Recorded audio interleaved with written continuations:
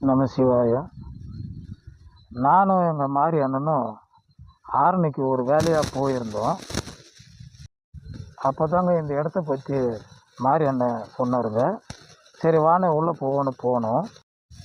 சிவராஜ யோக சமூக சேவை அறக்கட்டளை வள்ளலார் ஆசிரமம்னு ஒன்று இருக்குதுங்க. இங்கே பெரிய பாளையத்துலேருந்து பக்கத்தில் தாங்க இந்த ஊர் பேர் ஆரணி. புதுவாயில் வழியாகவும் வரலாம். மெதுவாக உள்ளே போனோம். பார்க்க வேண்டிய இடம் தாங்க இது. பார்க்குறது மட்டும் இல்லை, இங்கே போனால் மன அமைதியும் தரும். நீங்கள் மனசு கஷ்டமாக இருந்ததுன்னா இந்த இடத்துக்கு ஒரு முறை போய் வாங்க, மன அமைதி தரும். இந்த இடத்துல ரொம்ப சிறப்பானதுன்னு சொல்லணுன்னா அன்னதானம் தாங்க. இந்த காலத்தில் அன்னதானன்றது பெரிய விஷயங்க. ஆனால் இது எத்தனையோ ஆண்டு காலமாக தொடர்ந்து நடக்குதான். உள்ளே நாங்கள் விசாரித்த பிறகு தான் தெரிஞ்சுக்கணும்.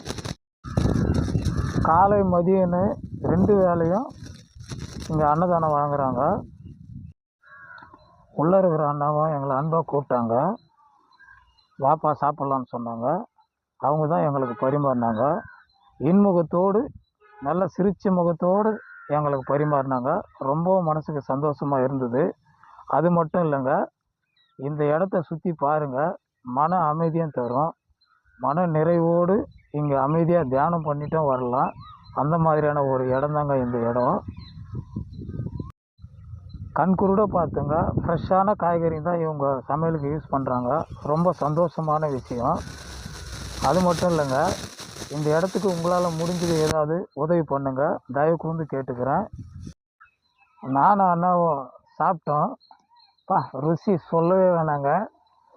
அம்மா செஞ்சு கொடுக்குற மாதிரி இருக்குதுங்க. அருமையான சமையல், நல்லா இருக்குதுங்க.